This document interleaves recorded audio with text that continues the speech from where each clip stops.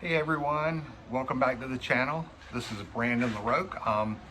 Just wanted to do a little video today, touch base with everybody. First of all, I want to thank everyone for liking, sharing, and subscribing my channel. It's grown dramatically. I really appreciate it. I could have never imagined doing a YouTube channel, much less it growing this fast. And thank you. I hope you'll keep please liking, sharing, and subscribing.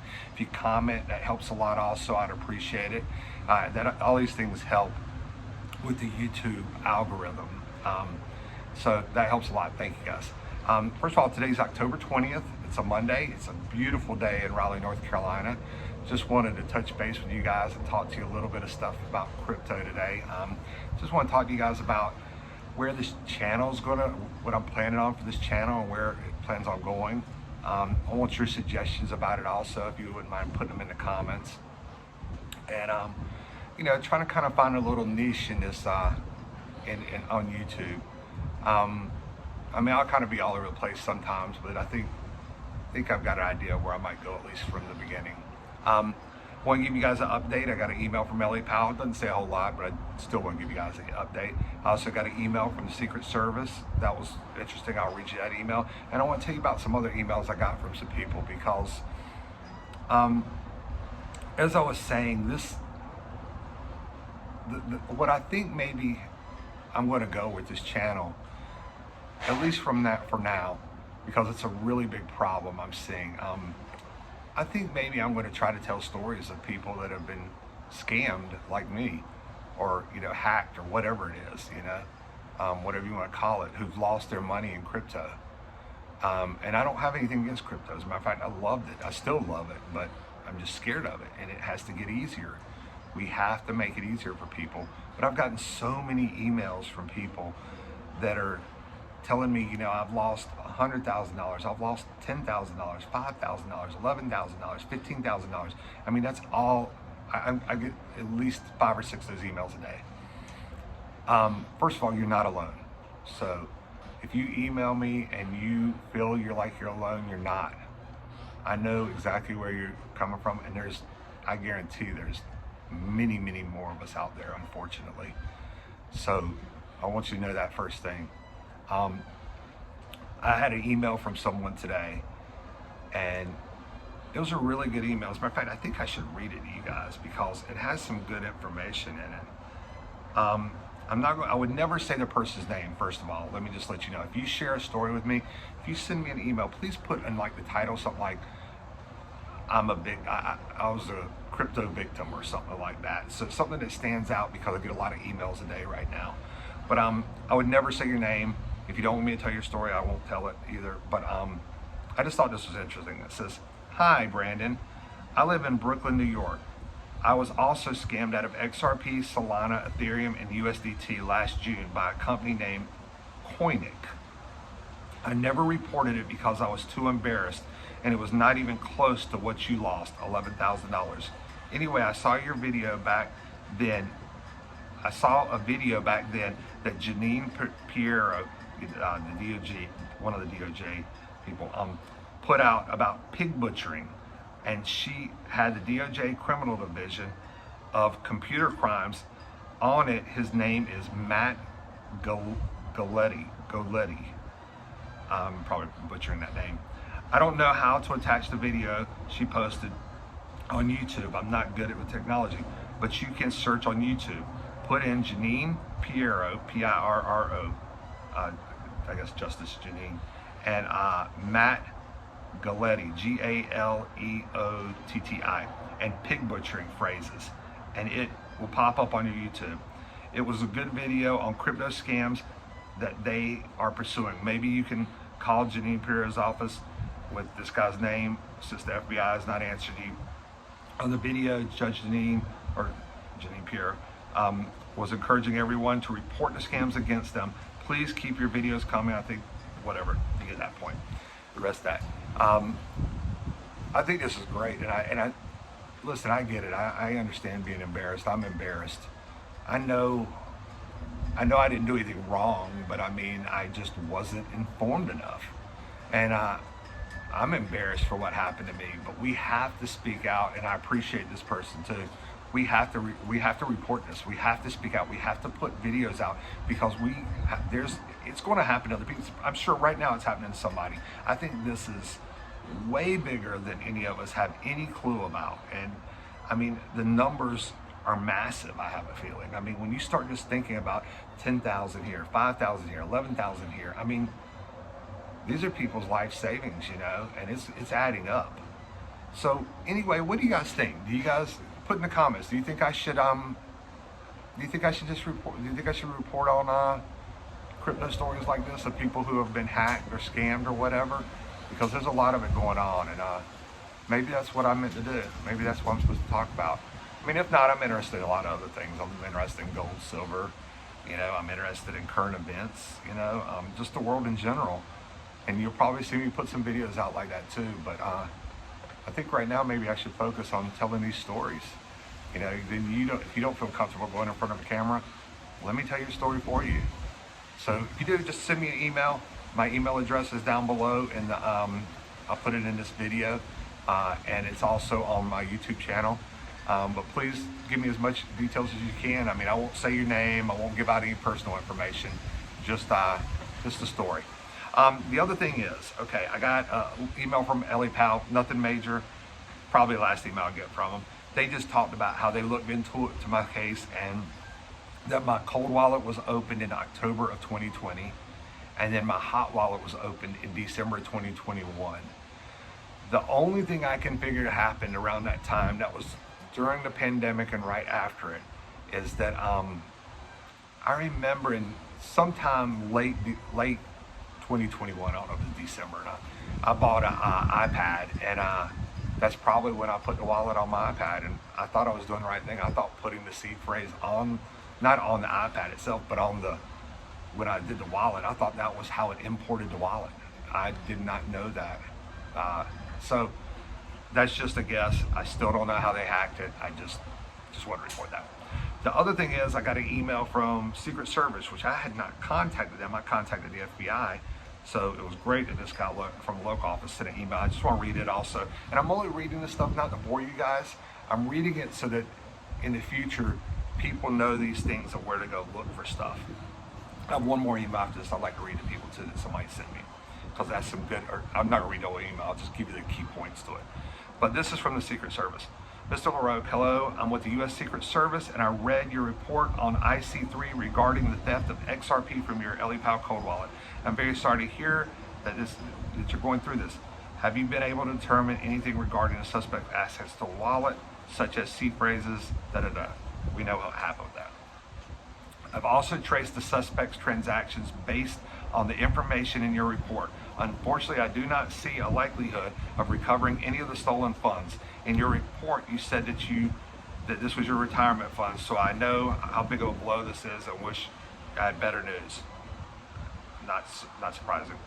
I found that the XRP was quickly converted to Tether USDT and then sent to the Tron blockchain, which tends to be the favorite coin and blockchain of criminals in these crypto theft cases. After the USDT was split up and sent to what appears to be its OTC traders that are likely associated with organized crime money laundering services. Once stolen crypto goes off chain like this, it's very difficult for us to pick up the trail unless it goes to a recognized exchange that will cooperate with law enforcement. It hasn't happened, or if it hasn't happened already, I'm sure that you'll have multiple recovery service reaches out to you claiming that they can recover your stolen funds. I would recommend that you be extremely cautious when dealing with any of these, especially if they ask for payment up front. Some of these are outright scams, and some are actually trying to trace the stolen funds, but still have no legal authority to seize anything. That's why I was talking about how they'll trace them. When on my last video, I was talking about the guy who's like a forensic, kind of like a forensic accountant, but for crypto and blockchain, I guess. They just do the legwork that right now the FBI, those guys are doing, and they really can't do anything from there. If you have any further questions to discuss, please let me know. That was really nice of him to send. I appreciate it. You know, it's gone. It is what it is. But moving on, I just wanted to let you guys know that. I also got one other email from somebody, and I thought this was interesting also. It was from another woman who had been hacked in the past, and she told me the steps that she took also, which a lot of them you already guys already know. She just said that it's very important to report the crimes to the Internet Crime Complaint Center, which is the IC3 that I was talking about. File a report with them. It's run by the FBI and serves as a central hub to report cyber-enabled crimes. Number 2, Cybersecurity and Infrastructure Security Agent called CISA, C-I-S-A. I've got a terrible accent, sorry guys. Report incidents to CISA, which provide guidance and handling of cyber incidents. The other thing is, report it to your local FBI office, which we did, our local one here in Raleigh, and then the main hub is out of Charlotte. I've done both. Report it to state and local Fusion Center, F-U-S-I-O-N, Fusion Center. Find a report on the state and local Fusion Center for additional support. And then, of course, hit your local law enforcement, depending on the scope of the crime, and report it to local people.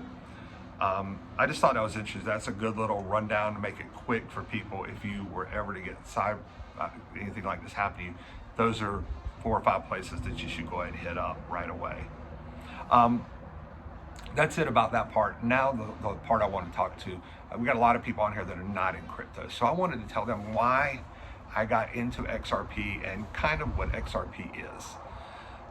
When I got into crypto in 2017, I got, just like most people do, the first thing you get into is Bitcoin, because you hear Bitcoin, Bitcoin, Bitcoin. It's kind of like Coke. You know, you go somewhere, you get a Pepsi, but it's actually a Coke. You learn about, that's how you start learning about crypto, in my opinion. It is very like you're in the dark trying to feel your way through how this all works. It's a scary time, especially back in 2017. It was the Wild Wild West. Now it's just the Wild West, but it's not the Wild Wild West. But I started with Bitcoin, and then, you know, as I saw Bitcoin move, and I started looking into other things, learning more stuff about altcoins. That's what they're called. That's what any coin that's below Bitcoin, not below Bitcoin, but it's not Bitcoin, it's kind of considered an altcoin. You always hear about Ethereum, XRP, Solana, Tron. They're all different types of cryptocurrency, and they have different purposes. I don't understand the purposes, so let me just say that. The only one I understood, I don't know why, it just clicked in my head one day. Like for years, I actually bought some XRP, not a lot, and I was like, I don't get it. This is a pyramid scheme, da da da da da. You know, the same thing as everybody else.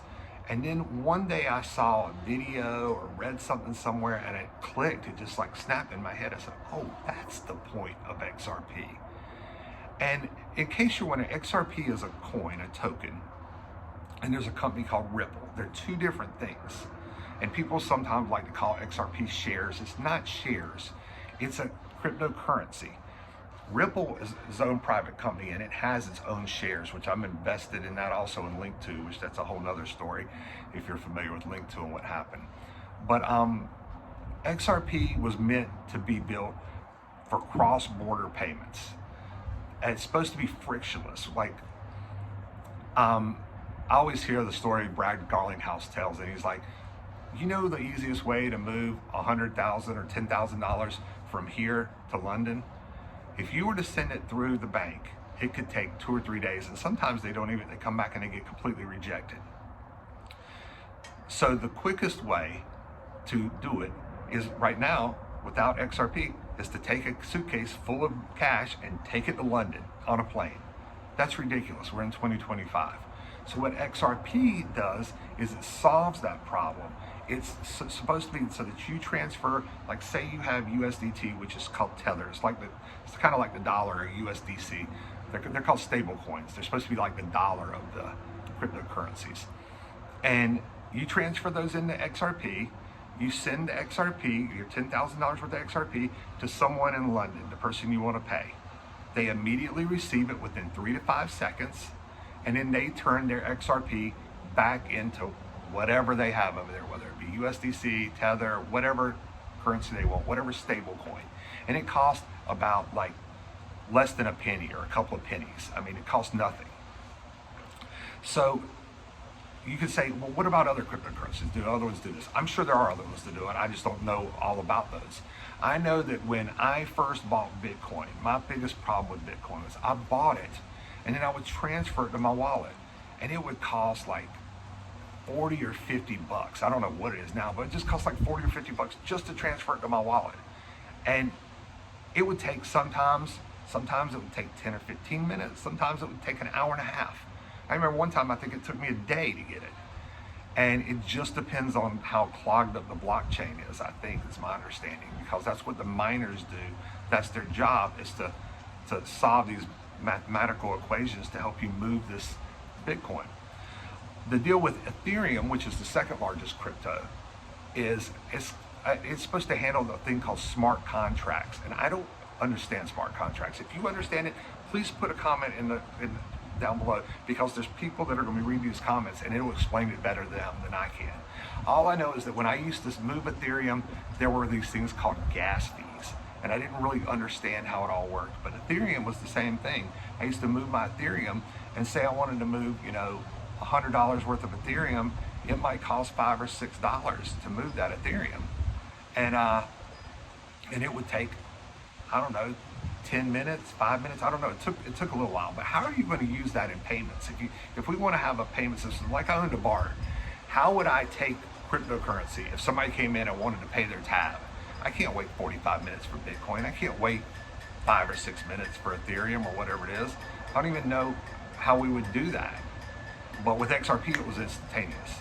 It was like that. I mean, you just refresh it and it would pop up. So anyway, I've been thinking about how there's a lot of people that are probably watching these videos. Some people comment like, what's XRP? That's my explanation of what XRP is. In a very layman's terms, I may be incorrect about what I'm saying. I think I'm mostly right, but I could be wrong. Anyway, do your own research, and you guys tell me what you think. Tell me where you think this channel should go. Tell me if any of this is helping you guys. Your comments and your likes and shares and subscribes make a world of difference. If you share this in groups, please let me know. Let me know if you think if I should do the thing on the reporting on all the different, people that are getting hacked and stuff like that. And please just send me your story.